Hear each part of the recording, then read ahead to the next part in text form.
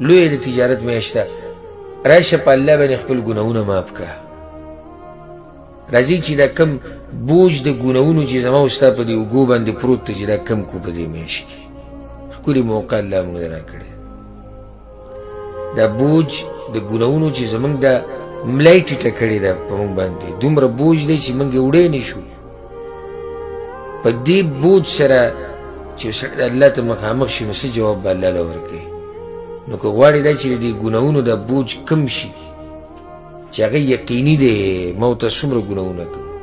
څومره نافرمانیانې موږ د الله کړي دي راشه په دې میاشت کې موقع ده چې دغه بوج د ګناهونو دا کم کړو او په الله باندې معاف کړو څلورم فضیلت د دې میاشتې دا دی چې دې میاشت کې خلک د اور نه ازادېږي شهر العتق من النيران د اور نه د ازادېدو میاشته ده د اور نه د ازادېدو میاشته چې یو عبادت دی راز دی د بنده او د الله په منځ کې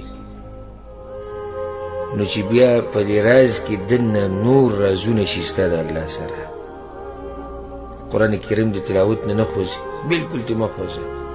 چې څومره ویلی شي ووایه هر وخت یې ووایه هر ټیم یې ووایه ناظره یې ووایه زباني یې ووایه چا ته چې یاد یې هغه دې پکې اړی چا ته چې نه یاد هغه دې یادوي خو دا د قرآن میاشت ده د دې نه خوځېدنه دي په کار سلف صالحینو نقل دی چې څو پیرې به هغوی قرآن ختمو څو پیرې او د اخري لس شپې چې به رالي نو په هره شپه کې به یو پیر قرآن ختمو هره شپه کې یو پیر قرآن ختمو او موږ سره داسې شتي